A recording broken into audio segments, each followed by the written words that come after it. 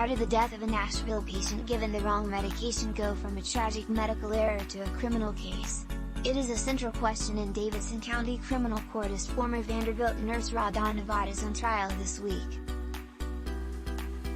Prosecutors have for 2 days worked to prove she was guilty of reckless homicide in the death. Although the state did not formally rest their case on Wednesday, prosecutors are not expected to call many more witnesses. Meanwhile, in the courtroom gallery, full each day of nurses, many in scrubs, another question lingers: what does this criminal trial mean for nurses reporting errors going forward? Some drove from out of state to show up. Most say they are here to show support for Vaught in particular and nurses in general.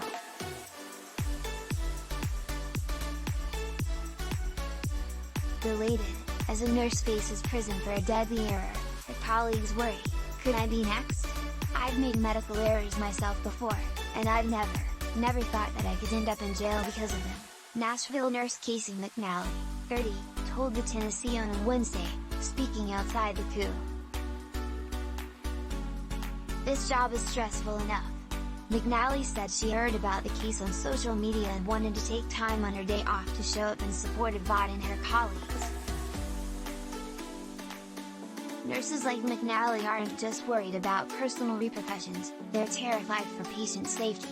Nurses are terrified for their patients, ICU nurse and podcaster Tina Vincent told the Tennessean.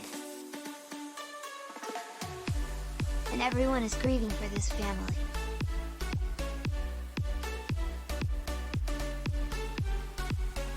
It's unimaginable, and absolutely no one wants them to be lost.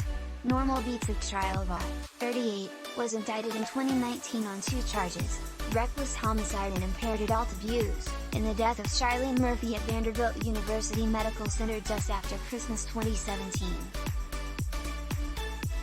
Jury selection in her trial began Monday. Murphy, 75, died at Vanderbilt on December 27, 2017, after being injected with the wrong drug. A doctor prescribed Murphy a dose of Versed, a sedative, to help with anxiety about a full-body scan she needed, but she was instead injected with methylonium bromide, a paralytic that left her struggling to breathe for several minutes.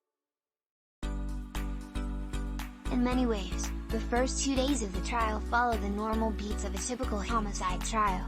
The state has called experts in toxicology and fingerprint analysis,